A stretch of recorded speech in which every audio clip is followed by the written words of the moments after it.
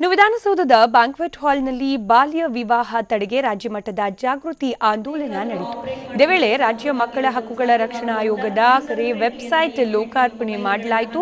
ಸಮಾರಂಭದಲ್ಲಿ ಸಿಎಂ ಸಿದ್ದರಾಮಯ್ಯ, ನಗರಾಭಿವೃದ್ಧಿ ಸಚಿವ ರೋಷನ್ ಬೇಗ್, ಮಹಿಳಾ ಮತ್ತು ಮಕ್ಕಳ ಕಲ್ಯಾಣ ಸಚಿವೆ ಉಮಾಶ್ರೀ, ಎಚ್ಎಂ ರೇವಣ್ಣ, ಹ್ಯಾರಿಸ್ ಉಪಸ್ಥಿತರಿದ್ದರು. ಈ ವೇಳೆ ಮಾತನಾಡಿದ ಸಿಎಂ ಸಿದ್ದರಾಮಯ್ಯ, ಗ್ರಾಮೀಣ ಭಾಗಗಳಲ್ಲಿ ಬಾಲ್ಯ ವಿವಾಹ ಇನ್ನೂ ಕೂಡ ನಿಂತಿಲ್ಲ. ಅದಕ್ಕೆ ಕಾರಣ ಅಜ್ಞಾನ, ಅನಕ್ಷರತೆ, ಬಡತನ ಎಂದರು.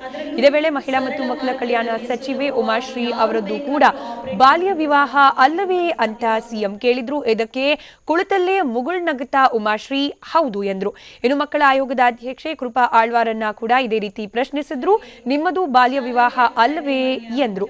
ಆದರೆ ಕೃಪಾ, ನಾನು 18 ವರ್ಷ ಆದ ಮೇಲೆ ಮದುವೆ ಆಗಿದ್ದು ಅಂತ ನಗ್ತಾ ಉತ್ತರಿಸಿದ್ರು.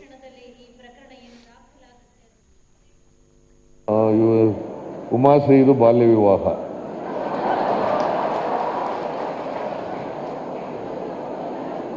ಪಾಪ ಅವಳಿಗೆ ತಪ್ಪಲ್ಲ, ಅವ್ರ ತಂದೆ ತಾಯಿಗಳು ಅವರ ಪೋಷಕರದ್ದು ತಪ್ಪು ಅಷ್ಟೇ. ಇವಳಿಗೇನು ಗೊತ್ತಿರ್ತದೆ ಪಾಪ.